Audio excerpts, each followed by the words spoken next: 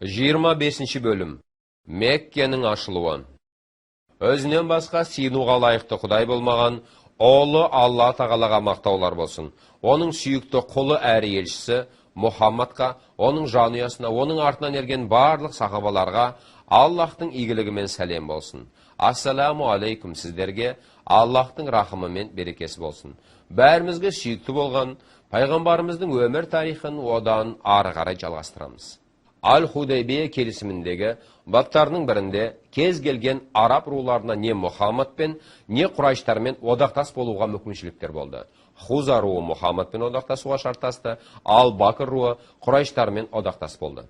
Арада шамалы уақыт өтті. Бакр руы Хуза руына шапты. Бұл шайқаста Құрайштар Бану Бакр руына адамдарына дүниесімен көмектесті. Олар бұл жайлы хабар Мұхаммадқа жетпейді деп ойлады. Құрайштар түнде шығып, Бану Бакрдың адамдарымен бірге шайқасып жүрді. Шайқас уақытында Хуза руының адамдары шайқасқа тыйым салынған харамның жеріне өтіп кетеді, бірақ Бакр руының адамдарын бұл тоқтатпайды. Сол кезде Хузалық Әмір ибн Сәлим Мединаға асықты. Ол мешітте отырған пайғамбарға кірді. Ол мешітке кіріп, тақпақтап, Аллахтан көмек сұрап және пайғамбар мен хузалықтардың одағы жайлы еске сала жөнелді. Сол кезде Аллахтың елшісі адамдардың алдында: "Біз саған көмектесеміз, я Әмір ибн Сәлим" деді. Осыдан кейін аспанды бұлт қаптады да пайғамбар: "Мына бұлттардың пайда болуы көмектің басы, я Әмір" деді.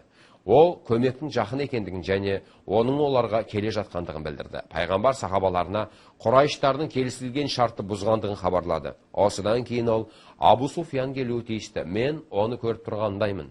Ол келіп, келісім шарттың бұзылмағандығын айтып, оны ұзартқысы келеді" деді. Пайғамбардың айтқан дәл келді. Осы кезде имансыз Құрайштар жиналыс ашты. Олар пайғамбарға олардың көмегі жайлы хабар жетіп, осының салдарынан келісім шарт бұзылады деп қорықты. Біраз кеңескен соң, олар Мұхаммадқа келісім шарт күшін жойған жоқ деп сендіру үшін адамдарын жіберуді ұйғарды. Олар кімді жіберетіндігін ойластырып жатты. Абу Суфиян оған: "Мен барамын" деді. Аллахтың елшісі айтқандай-ақ, Абу Суфиян Аллахтың елшісіне Мединаға қарай асықты. Мединаға келісімен ол қызының үйі пайғамбардың әйелі Хабибаға қарай бет алды. Ол үйге кірісімен пайғамбардың төсегінің үстіне отырғысы келді. Бірақ Хабиба көтеріліп, әкесі отырмақшы болған көрпешені орнынан алып тастады. Сол кезде Абу Суфиян: "Я қызым, не істеп жатырсың? Не мына көрпешеге мен лайық емеспін, не көрпеше маған лайық емес" деді. Хабиба оған: "Бұл Аллахтың елшісінің төсегі, ал сен Аллах көп құдайшылсың" деді. Бұл Аллахқа деген махаббаттың көрінісі мен көп құдайшылыққа деген жиіркеніштің белгісі еді. Ол оның әкесі болса да, Аллахтың елшісі одан жоғары еді. Абу Суфиян: "Сен менің үйімнен кетісімен бұзылдың" деді. Осыдан кейін ол үйден Аллахтың елшісін іздестіріп шығып кетті. Пайғамбарды іздеп табысымен ол онымен келісімді ұзарту жайлы келіспекші болды. Пайғамбар оның сөздеріне жауап қатпайды. Абу Суфиян онымен сөйлеспекші болған әр ұмтылысына пайғамбар оған жауап бермей теріс айналып отырды. Сол кезде Абу Суфиян Абу Бакрге барды. Ол оған пайғамбармен сөйлесіп беруді сұрады, бірақ Абу Бакр де онымен сөйлеспеді. Осыдан кейін Абу Суфиян Омар бин Аль-Хаттабқа барды. Ол одан: "Я Омар, мен үшін Мұхаммадпен сөйлесіп берші" деді. Омар оған: "Шынымен ақ мені сендер үшін болсады деп ойлайсың ба? Аллахтың атымен ант етемін, егер менің құмырсқам қалса да, онда мен онымен сендерге қарсы соғысар едім" деді. Омар оған Құрайштар үшін ешқандай көмек көрсетпейтіндігін аңғартты. Сол кезде Абу Суфиян Алиге қарай бет алып, оны әйелі Фатимамен және баласы Хасанмен тапты. Ол Алиден өзін пайғамбардың алдында қорған болуын сұрады. Али оған: "Мен бұны жасамаймын және оның сізге көмегі тиеді деп те ойламаймын" деді. Пайғамбар енді шешімін ауыстырмайтын істі ойластырды деді. Сол кезде Абу Суфиян пайғамбардың немересі кішкентай Хасанның ойнап жүргендігін көрді. Сонда Абу Суфиян баланың шешесі Фатимаға: "Сен балаңа бізді өзінің қорғанына алуын айтасың ба? Сонда ол арқылы бүкіл арабтар татуласып, оның даңқы бүкіл арабтарға тарар еді" деді. Фатиманың күйеуі Али: "Мол бала олай істемейді. Мен бұны біреу жасайды деп те ойламаймын, бірақ адамдардың арасына барып қорған сұрап көр. Егер оныңа біреу көніп пайғамбар оған келсе жақсы, ал егер олай болмаса, саған еш нәрсе жәрдем бермейді" деді. Абу Суфиян дәл солай жасады, бірақ пайғамбар оған жауап қатпады. Осыдан кейін ол адамдарды сақтандыру үшін Меккеге асықты. Ол онда келгенде одан жаңалықтар сұрай бастады. Ол оларға болған оқиғаны баяндап берді. Меккенің халқы пайғамбар шартты ұзартпады деп қатты қорықты. Пайғамбар Меккеге қарсы соғысқа адамдар жинады. Өйткені олар келісілген шартты бұзды. Аллахтың елшісі әскер жинап, жорыққа дайындалып шығатын уақытын белгіледі. Шығар алдында ол Раббына: «Иә Алла, бізді олар білмес үшін адамдардың көзінен жасыр» деп дұға жасады. Пайғамбар Құрайштарды қапелімде алғысы келді. Расында солай болды да, тек Хатиб бен Бальта деген сахаба ғана әлсіздік көрсетті. Ол Құрайштарға: «Мұхаммад сендерге қарсы соғыспен бара жатыр» деп хат жазып жіберді. Ол хатын бір әйелге, ол оны жасырып жеткізу үшін берді. Бұл жайлы Алла тағала өзінің аяндарымен пайғамбарға хабарлады. Пайғамбар өзіне Алиді, Ал-Миқдатты, Az-Зубер және басқа да сахабаларды шақырып алып, оларды Рауда Хақ мекеніне барып, сапаршы әйелді тауып, одан хат алуларына әмір берді. Сахабалар сол мекенге барып, онда айтылған әйелді табады. Олар оның заттарын тінтіп, еш нәрсе таппайды. Сонда олар оған: «Хатты бер» деп айтты. Ол әйел: «Менде хат жоқ» деді. Сол кезде әйел: «Сен өтірік айтасың, ал Аллахтың елшісі шындықты айтты» деді. «Сен хатты өзің бермесең, онда сенің масқараңды шығарып, сені шешіндіріп іздейміз» деді. Сол кезде ол әйел шашының арасынан хатты алып берді. Хат Аллахтың елшісіне жеткізілді. Хатында Хатиб Құрайштарға пайғамбардың келуін ескертіп жатты. Пайғамбар: «Иә Хатиб, сен не жасап қойдың?» деп сұрады. Хатиб оған: «Аллахтың атымен ант етемін, мен дінімнен тайған жоқпын. Ақиқатында мен Аллахты және оның елшісін сүйемін. Бірақ менің жанұям Құрайштардың арасында, ал менің олардың арасында оларды қорғайтын ешкім жоқ. Мен тек қана оларды қорғауды қаладым» деді. Сол кезде Омар: «Я Аллахтың елшісі, маған рұқсат бер, мен оның басын шауып алайын. Ол дінінен безді» деді. Пайғамбар оған: «Жоқ, я Омар, сен қайдан білесің? Бәлкім Алла тағала бүкіл Бадыр соғысына қатысушыларға: енді не жасасаңдар да, мен сендердің бүкіл күнәларыңды кешірдім деген шығар» деді. Ал Хатиб болса Бадыр соғысына қатысқан сахабалардан еді. Сол кезде Омар басын төмен қаратып: «Аллах пен оның елшісі бұл жайында жақсырақ біледі» деді. Хижраның 8-ші жылының Рамаданы келді. Пайғамбар 10 мыңдық әскерімен Меккеге қарай оны ашуға бет алды. Жолда Жуфа дейтін мекенде ол өзінің көкесі Аббасты Меккеден Мединаға қарай жанұясымен көшіп келе жатқан жерінде кездестірді. Пайғамбар оны көріп қуанып қалды. Тағы бір жер жүріп, Аль-Абуа деп аталатын орында пайғамбар өзінің әкесінің бауырының баласы Абу Суфиян ибн Харисті және әкесінің апасының баласы Абдулла ибн Абу Умейді жолықтырды. Олар да пайғамбарға ислам дінін қабылдап, мұсылман болып келген болатын. Бірақ олардың жасаған зұлымдықтары есінен шығып үлгермеген Аллахтың елшісі оларды қабылдамады. Олар олмен сөйлеспекші болған әр кез олардан теріс айналып отырды. Сол кезде Али Абу Суфиянға Аллахтың елшісіне Юсуфтың бауырлары оған айтқанды оқу деп кеңес берді.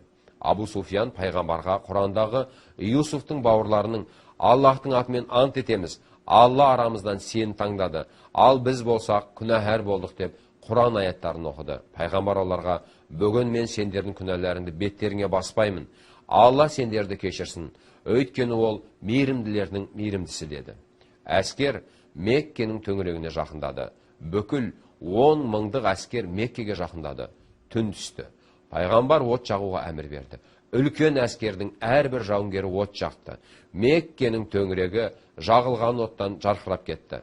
Пайғамбар әскерін орнықтырып, 10 мыңдық жасақтың жаққан оттарынан айнала жарқырап кетті.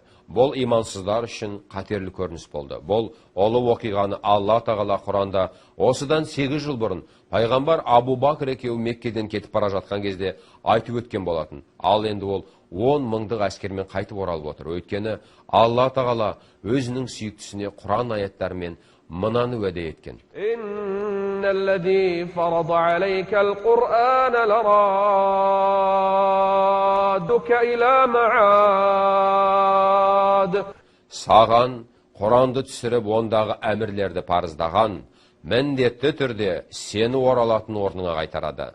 Жауынгерлер жерді өздерінің оттарының жарығымен толтырды. Меккеден Абу Суфиян ибн Харб шықты. Бұл біздің алдында айтып өткен Абу Суфиян ибн Харис емес, бұл Абу Суфиян ибн Харб. Ол имансыздардың қолбасшысы еді. Ол өзі үшін үрейлі көріністі көріп таң қалды. Бұндай әскерді ол бұрын соңды көрмеген еді. Абу Суфиян ибн Харб: "Аллахтың атымен ант етемін, мен өмірімде мұнша от пен бұндай әскерді көрмеппін" деді. Оның сөздерін пайғамбардың көкесі Аббас естіп қалды. Аббас оған: Абу Ханзаласың ба деді. Ал Абу Суфиян оған: ал сен Абу Фадлсың ба деп, олар бір-бірін дауыстарынан танып жолықты. Сол кезде Абу Суфиян одан: мынау не, я Абу Фадл деп сұрады. Оған Аббас: бұл Аллахтың елшісі әскермен келіп тұр. Аллахтың атымен ант етемін, Құрайштардың жағдайы қиын болайын деп тұр деді. Мен не істейін, я Абу Фадл деді. Егер Аллахтың елшісі сені көрсе, онда басыңды шабады. Сондықтан мына қашырға отыр деді Аббас. Пайғамбардың қашырын мініп жүрген болатын. Аббас Абу Суфиянды қашырдың артында отырғызды. Ал одан кейін онымен жанып жатқан оттардың арасымен жүріп отырды. Олар мұсылмандардың арасынан өткен сайын, бұл кім деп сұрап жатты да, басқалары бұл Аллахтың елшісінің қашыры деп оларға тиіспеді. Осылай олар Омар бин Әл-Хаттаб отырған отқа жетті. Ол Абу Суфиян танып: бұл Аллах пен оның елшісінің жауы Абу Суфиян ғой, оны бізге берген Аллахқа мадақ деді. Омар Аллахтың елшісіне оны осы жаңалықпен қуантуға асықты. Бірақ Аббас қашырды қамшылап, Аллахтың елшісіне Омардан бұрын жетті. Аббас пайғамбарға кіріп: я Аллахтың елшісі, мен Абу Суфиянды өзімнің қорғаныма алдым деп айтып үлгерді. Сол кезде Аллахтың елшісі оған: оны алып кет те, онымен маған ертең кел деді. Абу Суфиян сол түнді Аббаспен бірге өткізді.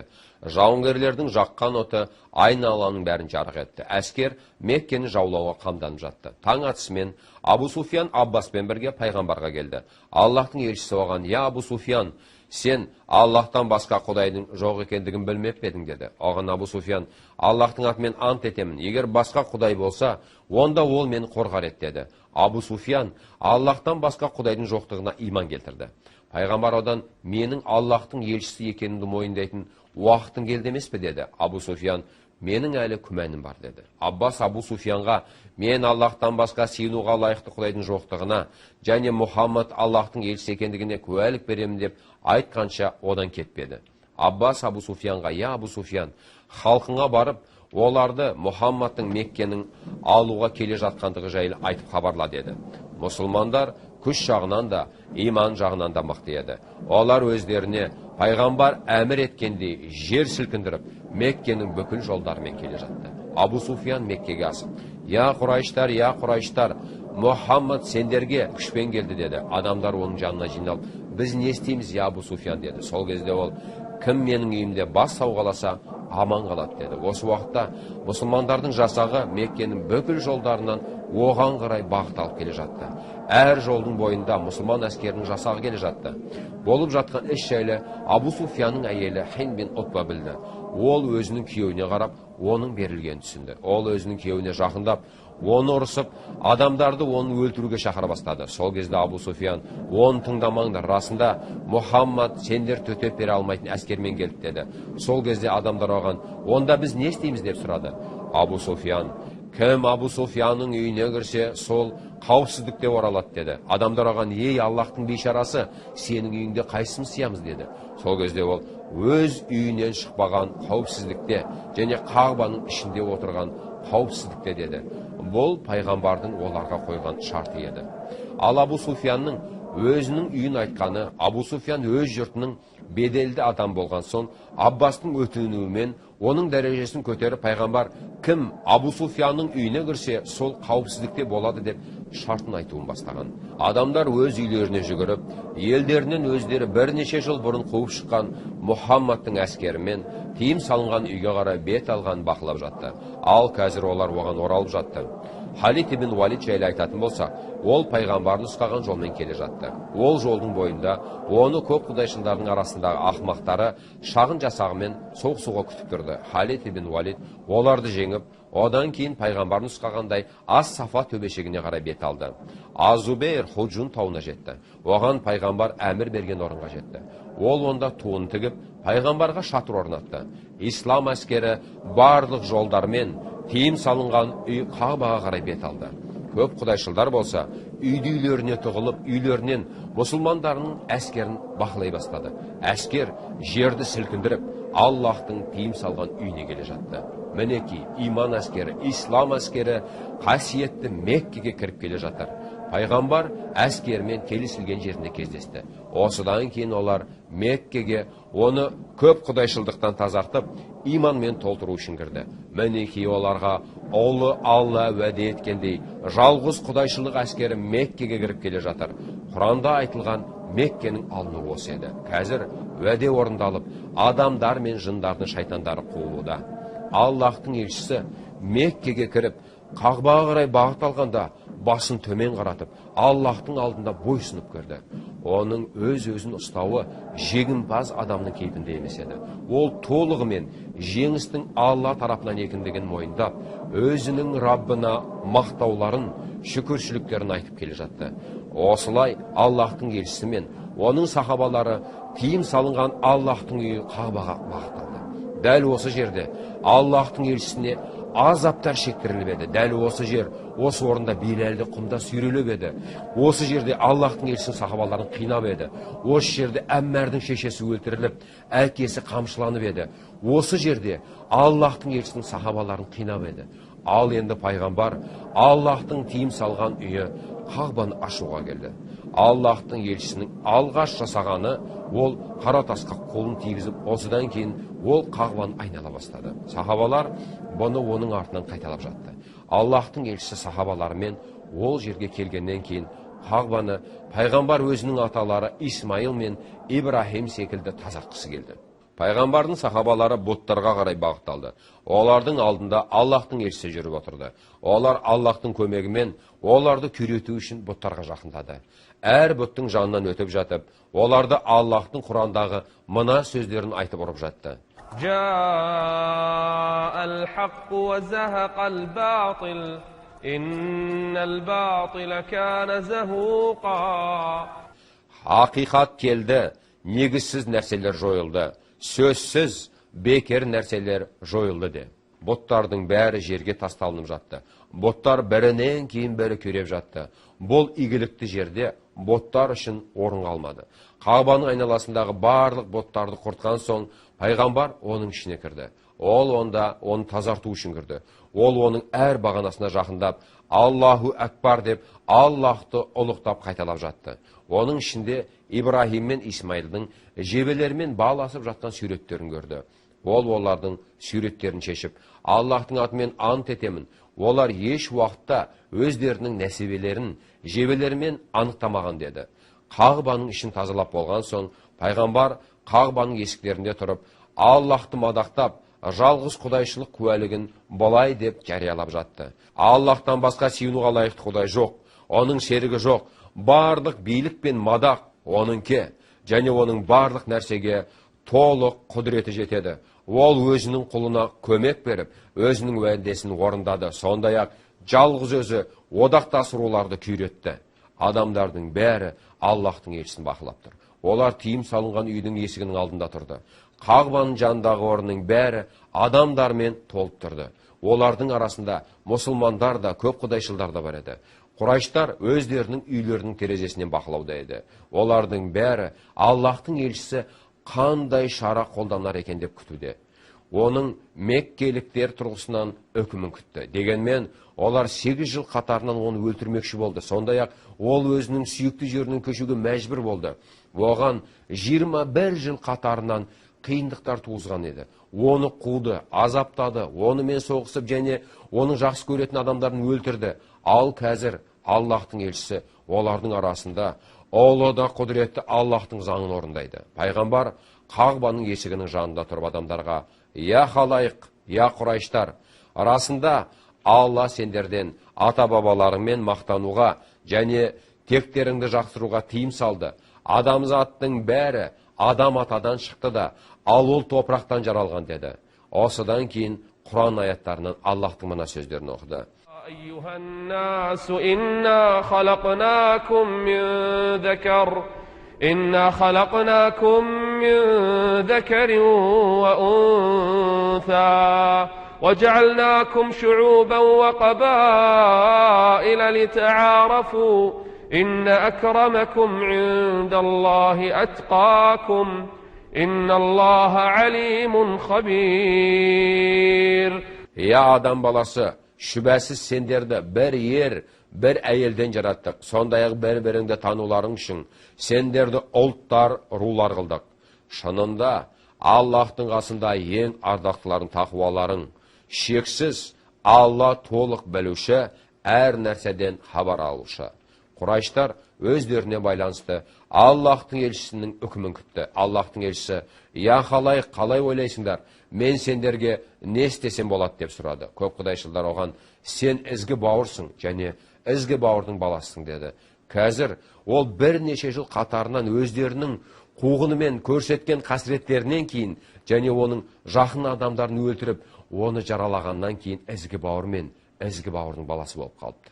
Аллахтың елшісі оларға: «Мен сендерге Юсуф пайғамбардың бауырларына берген жауаппен жауап қайтарамын. Бүгін мен сендердің айыптарыңды беттеріңе баспаймын» деді де, одан кейін: «Бара беріңдер, сендер еркіндіктесіңдер» деді. Алла ұлы: «Бара беріңдер, сендер еркіндіктесіңдер». Пайғамбар оларды кешірді. Адамдар буаған қуанып, өздерін қауіпсіздікте сезініп, үйлерінен шықты.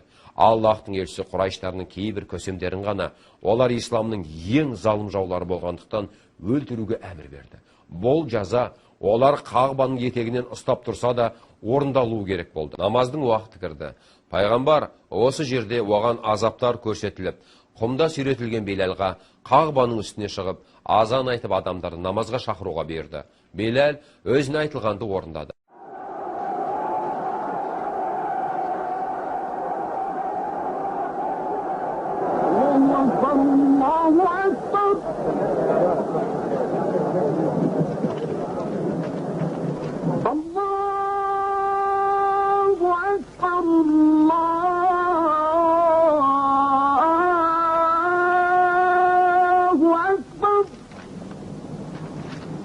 أشهد أن لا إله إلا الله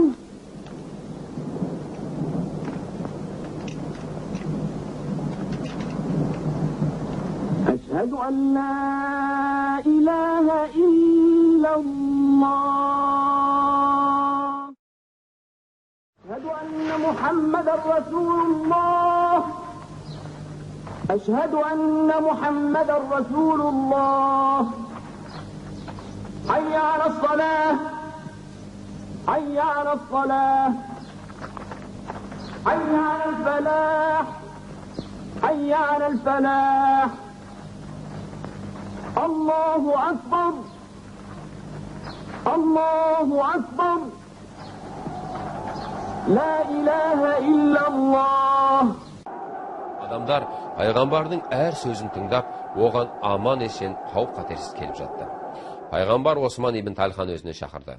Оның қолына Қағбаның кілтін: «Бұл сендерге, оны сендерден әділетсіз адамдардан басқа ешкім ала алмайды» деп айтып ұстатты. Пайғамбар Меккеде 19 күн болды. Ол исламға жаңадан кірген адамдарға діннің негіздерін үйретті. Екінші күні пайғамбар адамдардың алдында тұрып былай деп өсиет айтты: «Расында Алла жер мен көктерді жаратқанда Меккені қасиетті орын деп жариялады, және ол ақыретке дейін қасиетті орын болып қалады. Маған дейін және менен кейін ешбір адамға бұнда қан төгуге, ағаш шабуға, аң аулауға, табылған затты көтеруге болмайды. Маған бұл күннің бір бөлігінде ғана рұқсат етілді де, ал бүгін ол қайтадан қасиетті болды». Осылай пайғамбар тыйым салынған жерде тыйым салынған амалдар түсіндірді. Осыдан кейін ол исламдағы шариғаттың кейбір жайларын түсіндірді. Осыдан кейін адамдардың серт беруі басталды. Адамдар ұлы да құдіретті Аллахтың дінін қабылдап жатты. Адамдар исламды топ-тобымен қабылдап жатты. Пайғамбар олардың сертін Ас-Сафа төбешігінде қабылдады. Адамдар оған келіп жатты да, ол олардың серттерін қабылдап жатты. Ер кісілерден серт қабылдағаннан кейін ол әйелдерден серт қабылдай басталды. Пайғамбарға сертті әйелдер бере бастады. Омар пайғамбармен бірге болды. Ол да пайғамбармен бірге серт қабылдап жатты. Серттің бірінші бабы Аллахқа ғана құлшылық етіп, одан басқа ешкімге құлшылық етпей болды. Ант бергендердің арасында қорқып тұрған бір әйел болды. Ол кім? Ол Аллахтың елшісінің әкесінің бауыры Хамзаны өлтірген Отбаның қызы Хинд еді. Уахшиді оған өлтіруге жіберіп, одан кейін оның денесін тілімдеген де сол әйел еді. Ол пайғамбарды осы ісімен қатты қайғыртқан болатын. Ал енді ол ислам қабылдау үшін келіп тұр. Дегенмен Ол қорқып үстіне басқа киім киіп алды. Ол басқа елдермен бірге пайғамбарға серт беруге келді. Ол олардан Аллахтан басқа ешкімге құлшылық етпейтіндіктері жайлы ант алды. Осыдан кейін олардан ұрлық жасамау жайлы серт алды. Сол кезде Хинд арасында менің күйеуім Сараң, ол өзінің күйеуі Абу Суфиян жайлы айтып жатты. Арасында менің күйеуім Сараң, егер мен оның дүниесінен өзім кішкенеден алып отырмасам, ол маған бермейді деді. Осы кезде оның сөзіне күйеу Абу Суфиян араласып кетті. Ол ұялғаннан дүниемнен қалағаныңды ала бер деді. Пайғамбар оны әйелдердің арасынан даусынан танып қойды. Сен Хиндсің ба деп сұрады ол одан. Сен Хинд бинт Утбасың ба? Хинд өзін танып қойғандығын түсінді. Ол оның көкесін өлтірген еді ғой. Я Аллахтың елшісі, кешір мені. Аллах та сені кешіреді деді. Пайғамбар езу тартып, сені Аллах кешірсін, я Хинд деді. Құранда былай делінген. لا تثريب عليكم اليوم يغفر الله لكم وهو أرحم الراحمين. Бүгін мен сендердің істеріңді беттеріңе баспаймын. Алла сендерді кешірсін, өйткені ол мейірімділердің мейірімдісі. Бұл оның көркем мінезінің көрінісі еді. Көп құдайшылық пен ұрлық жасамайтындығы жайлы сертті алған соң, пайғамбар сондай-ақ сендерден зина жасамауларың жайлы серт аламын деді. Хинд тағы да, бас бостандығы бар әйел зина жасайды ма екен деді. Айша оған, Хинд, біз бәріміз осылай серт бергенбіз, сен де солай істеуің керек деді. Пайғамбар жалғастырып, сондай-ақ балаларыңды өлтірмеулеріңе деді. Хинд осы жерде, біз оларды кішкентай кезінде өсірдік, ал сендер болсаңдар, оларды өскен кезде өлтірдіңдер деді. Ол өзінің Бадыр соғысында қаза тапқан балалар жайлы айтып жатты. Бұны естіген Омар күліп жіберді. Оның артынша пайғамбар да езу тартты.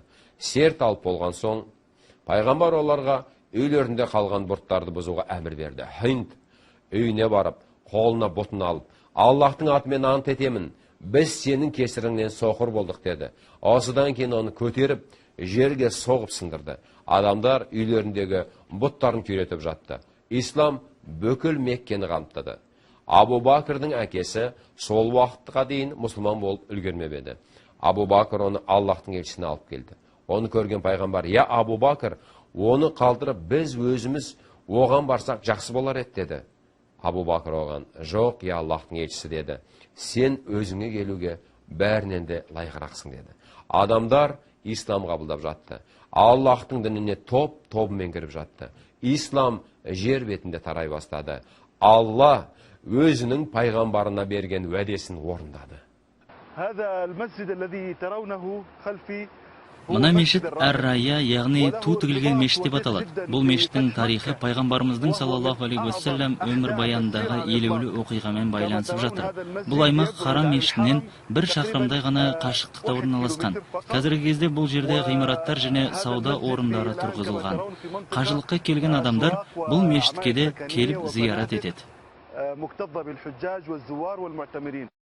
وصلت جيوش المسلمين إلى الصفا يوم 19 من رمضان سنة 8 للهجرة. Хижри 8 жылы Рамазан айының 19 күні мұсылмандар Меккені бағындырып, Сафа тауының басына шықты. Алла елшісі саллаллаху алейхи уассалам Мекке мүшриктеріне дауыстап, кімде-кім Харам мешітін паналаса, аман қалады. Пайғамбардың және Абу Суфиянның үйін паналаған адам аман қалады деп жар салды. Және де мұсылмандарға дұшпандық танытып келген меккеліктердің барлығын кешіргенін жариялады. Алла елшісі саллаллаху алейхи уассалам осы сөздерді айтты да, Харам мешітіне кіріп, Қағбаға тауаф жасады. Мешітті пұттардан тазартуды әмір етті. Мекке халқының исламды қабылдауы Араб жазирасындағы және оның айналасындағы саяси жағдайға өзгеріс әкелді. Араб тайпаларының барлығы да мұсылмандарға енді қарсы келе алмасын сезді. Исламды топ-тобымен қабылдай бастады. Я, ұлы да құдіретті Алла тағала сөзіне мықты. Ол өзінің сүйіктісіне берген уәдесін орындады. Мекке алынды. Ал біз болсақ, Аллахтың елшісіне, Аллахтың игілігімен сәлем болсын деп, сіздермен қоштасқалы отырмыз. Ассаламу алейкум ва рахматуллахи ва баракатух.